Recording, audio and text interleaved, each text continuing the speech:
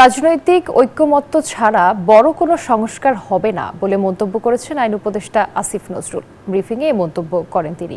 এদিকে মুক্তিযুদ্ধ, বঙ্গবন্ধু সহ সাইবার সিকিউরিটি আইনে ৯টি বিতর্কিত ধারা বাতিল করে আইনের চূড়ান্ত অনুমোদন দিয়েছে উপদেষ্টা পরিষদ। গেল ২৪ ডিসেম্বর সাইবার সিকিউরিটি আইনের খসড়া অনুমোদন দেওয়া হয়েছিল উপদেষ্টা পরিষদের বৈঠকে, কিন্তু অনুমোদিত খসড়ায় ধারা ২৫ সহ আরও কয়েকটি ধারা নিয়ে ব্যাপক সমালোচনা হয়। সমালোচনার মুখে অংশীজনদের মতামত নিয়ে নতুন করে আইনটির খসড়ার উদ্যোগ নেয় আইন মন্ত্রণালয়। খসড়া চূড়ান্ত করে মঙ্গলবার এই আইনের অনুমোদন দিয়েছে উপদেষ্টা পরিষদ। বান্ডেল থাকলে প্রতি সেনমানিতে টাকা বাঁচবে। বিকাশ সেনমানি বান্ডেল কিনে জিতুন প্রতি লেনদেনে। বৈঠক শেষে রাজধানীর ফরেন সার্ভিস একাডেমিতে সংবাদ সম্মেলনে এ বিষয়ে কথা বলেন আইন উপদেষ্টা। জানান, সাইবার সিকিউরিটি সংশোধিত আইনে নতুন যে ৯টি ধারা বাতিল করা হয়েছে সেসব ধারায় ৯৫% হয়রানিমূলক মামলা হতো, যা এখন স্বয়ংক্রিয়ভাবে খারিজ হবে। যে সমস্ত বিধান বিলুপ্ত করা হয়েছে, এটা হচ্ছে মুক্তিযুদ্ধের চেতনা। আগের আইনে যেভাবে উল্লেখ ছিল সেটা পড়ছি, জাতির পিতা বঙ্গবন্ধু শেখ মুজিবুর রহমান জাতীয় সঙ্গীত বা জাতীয় পতাকা সম্পর্কিত বিদ্বেষ, বিভ্রান্তি, কুৎসামূলক প্রচারণা, দণ্ড সংক্রান্ত যে বিধান সেটা বিলুপ্ত করা হয়েছে। এই বিধানে প্রচুর হয়রানিমূলক মামলা হতো।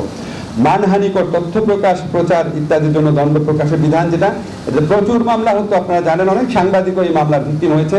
এই ধারা সম্পূর্ণ বাতিল করা হয়েছে। নারী সংস্কার কমিশনের সুপারিশ নিয়ে সমালোচনা প্রসঙ্গে জানতে চাইলে আইন উপদেষ্টা বলেন, ভিন্ন মতের এই প্রকাশ শালীন হয়নি। বলেন, সংস্কার কমিশনের সবই সুপারিশ, রাজনৈতিক ঐকমত্য ছাড়া বড় কোনো সংস্কার হবে না।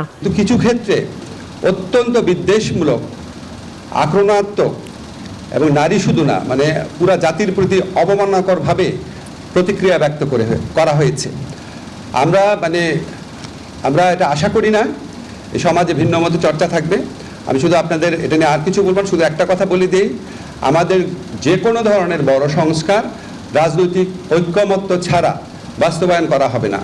এদিকে এবারের ঈদুল আজহায় ১০ দিনের ছুটির অনুমোদন দিয়েছে উপদেষ্টা পরিষদ। কাজের ক্ষতি পোষাতে ১৭ এবং ২৪ মে ২ শনিবার খোলা থাকবে অফিস, জানালেন প্রেস সেক্রেটারি। ১৭ মে এবং ২৪ মে এই দুইটা দিন, দুইটা স্যাটারডে সরকারি কর্মচারীরা বা যেগুলো আধা সরকারি বা অটোনমাস এখানে যারা কর্মচারী আছেন তারা এই 2 দিন কাজ করবেন। বিনিময়ে এই ১১ এবং ১২ তারিখে এই ছুটিটা ঘোষণা হবে। মোট ১০ দিন ছুটি, যার ফলে যেটা ১১-১২ হওয়াতে আপনার ১৩-১৪ তারিখ উইকেন্ড, মোট ঈদুল আজহার ছুটি হবে ১০ দিন। উপদেষ্টা পরিষদের বৈঠকে এছাড়াও সীমানা পুনর্নির্ধারণ আইনের খসড়া এবং সিভিল প্রসিডিউর কোড সিপিসি আইনের অনুমোদন দেওয়া হয়েছে। যুব উদ্যোক্তাদের জন্য নতুন একটি নীতিমালার অনুমোদন হয়েছে বৈঠকে।